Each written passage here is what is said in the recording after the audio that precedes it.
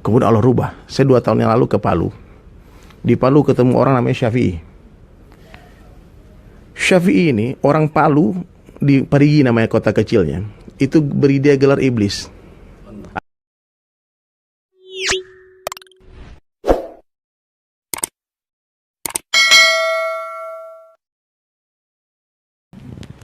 Jemaah berkualitas.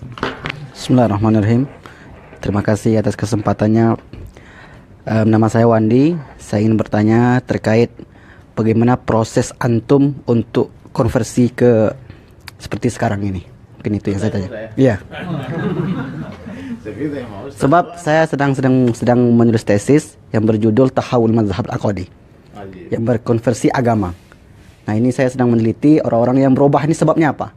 Mungkin di antara antum saya ingin tahu di antara faktornya tersebut. Ini prosesnya seperti apa? Syukron. Jadi yang jelas sahabat sekalian, setiap orang yang berubah pasti ada asbabnya kan. Dan asbabnya pasti ada yang mengajak dakwah.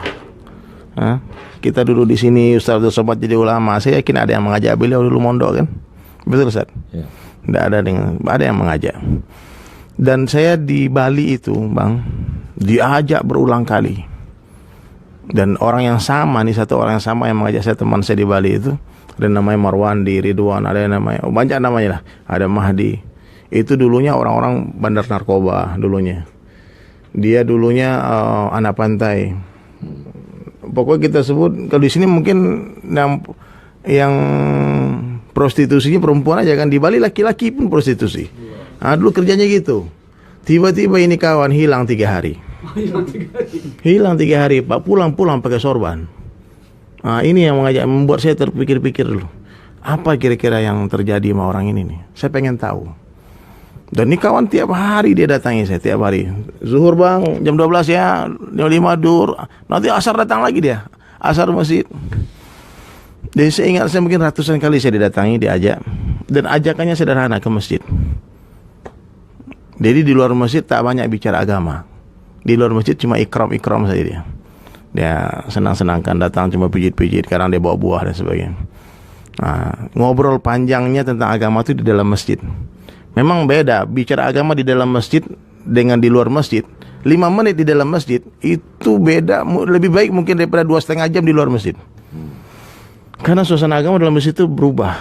Karena banyak malaikat, suasana malaikat kan, suasana ketaatan. Jadi suatu hari saya di Bali itu, saya manggung Ustaz, di kafe. Datang dai ini ke kafe malam-malam. Saya lihat nih, ngapa ini orang datang ke sini nih. Dalam hati saya nih, enggak pantas Ustadz pakai gamis pakai ini ke kafe. Tapi rock and roll nih Ustadz, dengar musik ganggu kepala dia. Dia bilang nih Ustadz gaul juga ini. Sehingga saya pengen penasaran ngapain mereka ke sini. Akhirnya saya datangi mereka. Ada yang dari luar negeri, dari South Africa, dari macam-macam mereka datang. Sehingga saya yang datangi saya itu jamaah-jamaah dakwah itu dari seluruh dunia datang. Dari Australia pernah datangi saya, India, Pakistan nggak kehitung, dari orang Malaysia, orang South Africa, orang England datang ke tempat saya. Saya punya galeri lukisan di Bali, di Legian. Selesai saya manggung, taruh gitar, saya datangi mereka. Saya bilang, "Hai brother, dari mana?" Dia bilang, "We come from masjid." Dia nggak bilang negara dia. We come from masjid. Karena memang dai ini nisbat kebanggaannya ke masjid saja. Dia nggak mesti bangga saya orang Padang, orang Jawa, nggak penting itu. We come from masjid, brother. Ngapain ke sini? Dia bilang, "Looking for you." Kami ke sini mau cari kamu. Dia bilang nyari saya. Ternyata ini orang sudah cari saya siang hari ke rumah. Saya nggak ada. Bukan nggak ada, tidur Pak. Jadi orang bilang kalau mau cari dia, cari malam ke kafe. Subhanallah, saya datang. Terus dia bilang kita bersaudara. Ini kalimat ini yang sudah hafal. Setiap ketemu orang jenggot, kalimat pertamanya apa? Kita bersaudara. Sering kalau dia datang, Ustaz belum ngomong, dia bilang kita saudara kan? Karena kalimat la ilallah kan ya. Subhanallah. Dia bilang kami mau bicara banyak sama kamu. Dia bilang kamu ini orang mulia. Kalimat itu, kamu orang mulia. Seumur hidup saya baru kali itu ada orang bilang saya orang mulia. Gondrong, hari-hari di kafe, maksiat nggak usah disebut lah. Terus dia bilang, kenapa kamu calon raja di surga? Jadi dai ini Pak, hadirin sekalian, hobi memberi motivasi, menyenangkan hati orang. Switch, lidahnya dai ini manis, lisannya manis. Kalau bahasa orang Urdunya, bol mitaho katanya, lisannya manis. Kemudian dil hati naramho, hatinya dingin, hatinya luas, naram. Dimak tandaho, kepalanya dingin. Itu dai, nggak gampang emosi. Jadi bilang, kami mau bicara banyak, please come to masjid, bro. Please come to masjid. Dikasih alamat masjidnya. Saya bilang insya Allah bang. Anak metal kalau bilang insya Allah bang, pasti dia datang. Karena sekali setahun ucap tuh keluar. Insya Allah itu. Saya bilang oke lah, saya datang ke masjid itulah. Itulah obrolan tadi saya ceritakan tuh, saya tanya-tanya mereka tentang hukum musik semua. Baru saya pahami dakwah itu seperti siraj, lentera yang menerangi. Gak mungkin lentera takut dengan kegelapan. Yang ada lentera akan berjalan ke tempat-tempat gelap dan menerangi tempat itu. Karena saya mengenal agama di tempat gelap, Masya Allah, maka sekarang pun dakwah saya Ustaz sering datang ke tempat-tempat itu. Kita duduk aja ngopi dulu. Sekarang ada orang nanya curhat. Kan di sana hampir semua orang galau, orang stres di sana. Kenapa orang datang ke tempat hiburan? Karena dia susah. Kalau orang-orang bahagia, orang-orang beriman gak perlu hiburan karena sudah bahagia. Ada mobil, dia jalan kaki. Justru nyari susah. Yang nyari senang itu orang susah. Kalau orang sudah bahagia, dia nyari susah bang. Maka bisnis terbesar di dunia hari ini entertain bisnis entertain, hiburan. Itu bukti nyata bahwasanya sebagian besar manusia gak bahagia. Sebagian besar manusia tak bahagia. Gitulah bang. Jadi pas saya ngobrol sama Ustaz itu, langsung cai keluar, kopi keluar, semua keluar. Satu orang ke belakang langsung pijit-pijit punggung. Waduh enak juga. Kita jarang tidur malam kan, enak dipijit. Suruh tengkurap, injak-injak, kan? Setiap kali mau pulang dibilang sebentar. Sini dulu sebentar. Tahu-tahu nggak sadar 3 hari di masjid. sebentar terus. Subhanallah, hadirin dirahmati Allah Subhanahu wa taala. 3 hari mata istirahat maksiat, telinga enggak dengar musik lagi. Lisan istirahat bicara kotor, hanya bicara kebesaran Allah, bicara tentang sunnah Nabi sallallahu alaihi wasallam. Salat berjamaah tanpa tertinggal takbiratul ula bersama imam 3 hari. Wudu terjaga. Kan dibilang kalau batal wudu lagi. Diurusin semua nih. Saya bilang saya ada kerjaan, urusin nanti cuti telepon. Minta izin kan bisa. Bilang sakit, ada masalah apalah, bohong-bohong dikit. Subhanallah. Setelah 3 hari itu bang, berubah kehidupan saya. Dari rambut gondrong, yang dulunya saya cita-cita saya pengen ke Amerika, ke Jerman, pengen konser di sana. Dengan 3 hari saja, cita-cita berubah, pengen masuk surga. Nggak main-main. Karena cita-cita berubah, maka idolanya berubah. Yang tadi idola saya itu band-band metal itu, Sepultura, Metallica. Gaya yang saya tiru, baju saya tiru. Kemudian karena cita-cita pengen masuk surga, idola pun berubah jadi Rasulullah sallallahu alaihi wasallam.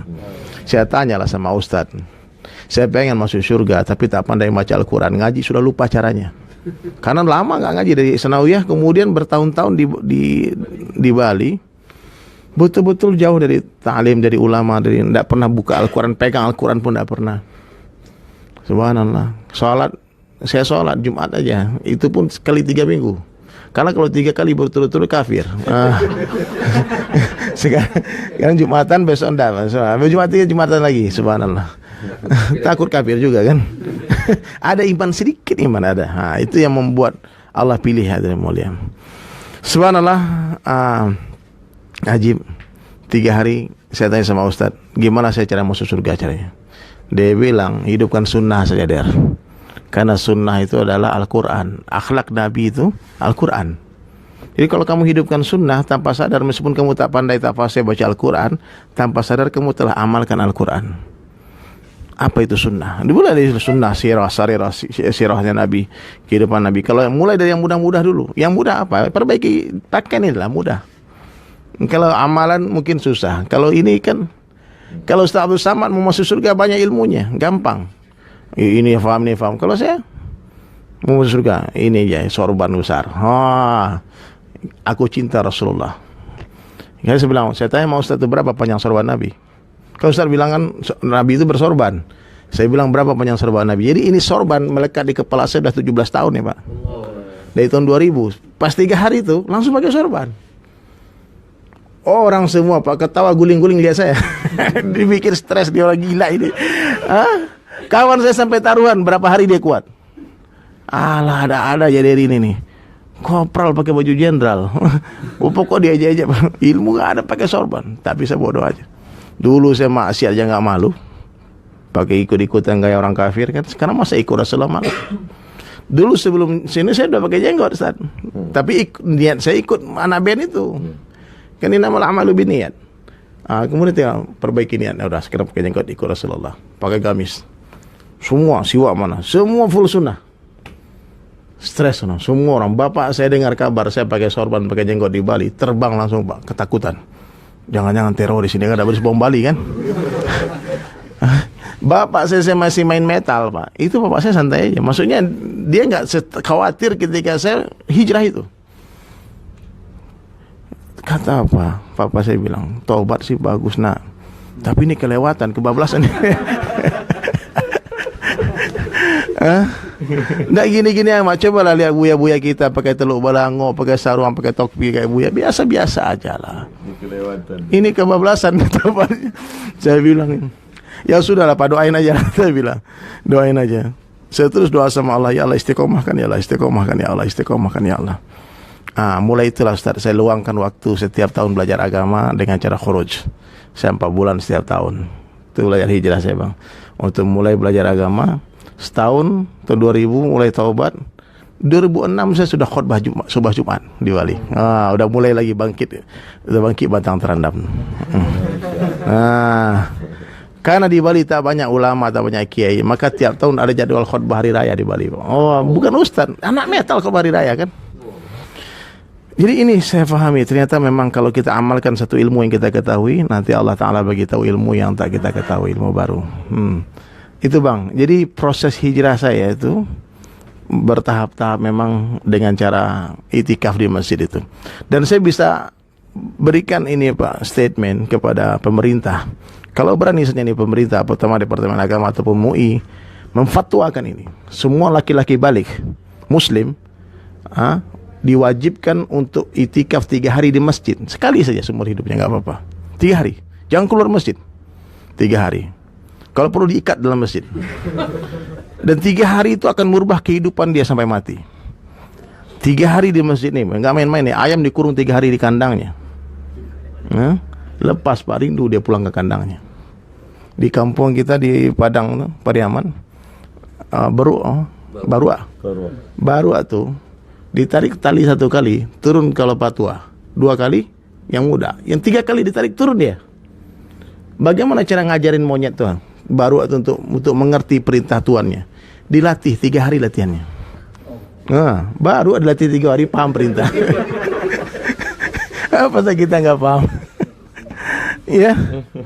Jadi coba lah Ustaz, benar nih jamaah-jamaah kita nih, supaya hati mereka ada mu'allak dengan masjid. Hati umat ini supaya ada keterkaitan dengan masjid, mesti umat ini berlama-lama di dalam masjid. Saya nggak paham solusinya bagaimana. Meskipun dia cuma duduk-duduk, tidur-tidur dalam masjid, nggak usah ngaji lah. Minimal 3 hari 3 malam itu dia telah lepas dari fitnah dunia. 3 hari 3 malam itu kalau kita khurus kan nggak hidup handphone San. Saya 4 bulan 40 hari itu nggak hidup handphone. Saya bilang sama istri, kalau ada kabar, kalau nggak ada kabar berarti aku masih hidup. Kau mati ada kabar ke rumah, tenang aja. Jadi benar, kita betul-betul belajar tawakal. Mengeluarkan hubud dunia dari hati ini memang dengan keluar Allah Ta'ala. Dan ini satu metode tarbiyah umat, sarana tarbiyah untuk membentuk sifat-sifat mulia secara bertahap-tahap. Ulama nggak berlaku ini untuk ulama, tapi untuk orang awam ini cara yang sangat sederhana, yang sangat mudah. Dan saya telah lihat ribuan orang-orang Ustaz yang tadinya nggak karu-karuan, kemudian Allah rubah. Saya 2 tahun yang lalu ke Palu. Di Palu ketemu orang namanya Syafi'i. Syafi'i ini orang Palu, di Parigi namanya kota kecilnya, itu beri dia gelar iblis. Ada nggak di Pekanbaru orang preman gelarnya iblis? Firaun ada, iblis ada? Nggak ada, iblis Pak. Nggak usah disebut lah. Pokoknya Syafi'i iblis paling ditakuti. Banyak catatan kriminal dia, dan orang nggak ada yang berani sama dia. Mabok hari-hari, semua. Suatu hari jamaah datang nemuin iblis nih. Ajak iblis masuk masjid. Bicara dakwah pelan dari hati ke hati. Singkat cerita dia bilang oke, bagus juga, saya ingin taubat, ingin 3 hari. Dia bilang sama istrinya, aku ikut 3 hari jamaah tabligh, 3 hari itikaf. Kata istrinya, pergilah bang. Istrinya pun setengah percaya nggak mungkin, karena hari-hari mabuk alkoholik. Tapi ini hebatnya Syafi'i ini, istrinya soleha. Jadi istrinya ini sabar dengan kenakalan suaminya, dan dia tetap ajarkan anak itu hormat. Jadi kalau malam-malam dia mabuk dan pulang, anaknya sebelum sekolah harus cium tangan ayahnya. Istri sabar istrinya, istri solehan. Terus doa sama Allah. Syafi'i bilang sama jangan, boleh saya ikut 3 hari tapi saya bawa minuman. Bawa minum. Dibilang boleh, tapi abang yang minum dalam masjid, minum di toilet. Nah, dibawalah pakai tasnya dia minuman semua. Hari pertama dia gelisah, gemetaran dia kalau nggak minum itu, karena alkoholik kan. Hari kedua mulai tenang, hari ketiga menangis-nangis dapat hidayah. Jamaah kan suka dandanin orang. Udah ganti gamisnya dia, kasih zaitun, muka dia kasih cilak, kasih sabun. Jadi iblis tadi berubah 3 hari. Jadi kayak wali Allah dia pulang. Kata jamaah, abang pulang ke rumah minta maaf sama istri, nggak usah bawa bunga, tapi jadi bunga. Bawa ke rumah, tobat ya Allah, tobat. Mau berhenti lagi semua. Berarti 3 hari Allah mandikan dengan nur kalamullah dan nur sabda Nabi sallallahu alaihi wasallam. Itu Syafi'i. Subhanallah, dia pulang ke rumah, dia rogoh kantongnya dari jalan, ada uang 3 ribuan. 3 ribu uang di kantong, dia beli kalau anggur, dapat berapa biji anggur, masukin kantong plastik. Orang selama perjalanan nggak kenal dia, karena berubah 3 hari kan, udah pakai jenggot, udah pakai sorban, pakai gamis. Sampai di rumah, ketuk pintu rumahnya. Assalamualaikum. Dengar istri, waalaikumsalam, kata istri. Istri keluar, istri tanya, cari siapa Ustaz? Istri tak kenal dia 3 hari Pak. 3 hari dia itikaf di masjid, Allah rubah. Kata Syafi'i, astagfirullah, kamu gak kenal saya? Baru dengar suara suami dia, istri dia speechless, tidak bisa ngomong, mata berkaca-kaca, ya Allah. Kata Syafi'i, tutup matamu. Tutup mata. Kata apa-apa nih, kata istrinya. Tutup matamu sayang. Pas tutup matanya, dikeluarinlah anggur tadi, buka mulut, mau disuapin sama Syafi'i ke mulut istrinya. Dia bilang, maafin aku ya. Istri dia pegang tangan dia, dibilang, ya Allah, ini tangan yang hari-hari tampar aku, ya Allah, sekarang suapi aku anggur. Sekarang Syafi'i 3 orang anaknya hafiz 30 juz. Saya bilang nih, usaha-usaha semacam ini, Farhan di Jepang, 2 diskotik dia Allah rubah jadi masjid. Diskotik, orang Lombok Pak Ustadz, dia punya istri dari Jepang. Jadi jutaan kisah-kisah inspiring nih. Ustadz antum menulis nih, boleh nanti referensi saya bisa kasihkan beberapa orang yang contoh-contoh mutawabin, orang-orang yang kisah hijrahnya tuh betul-betul bikin kita nangis, nggak kuat lihat bagaimana cara Allah berubah orang. Dan ini usaha telah menghidupkan jutaan kisah yang telah mati. Kita dengar kisah-kisah wali-wali Allah, sahabat-sahabat, sekarang nampak wujud-wujud sahabat. Abang saya nggak tahu beliau ini siapa dulu, gimana kita buat dulu semua.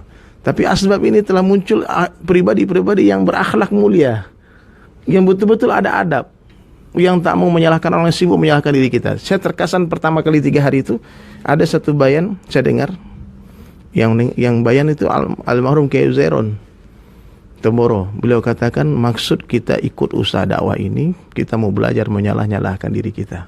Karena untuk menyalahkan orang lain tak perlu belajar, anak kecil pun bisa. Oh, saya yang salah. Nah, gitulah Bang. Mulai itu saya terus berlari, terus karena kata Ustadz itu dulu, jangan berhenti.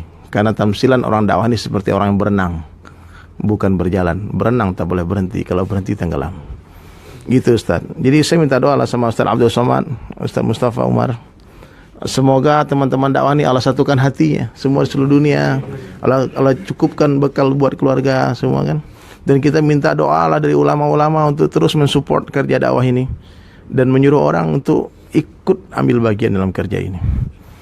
Ya Bu ya, bagian dari kasih taskil suruh.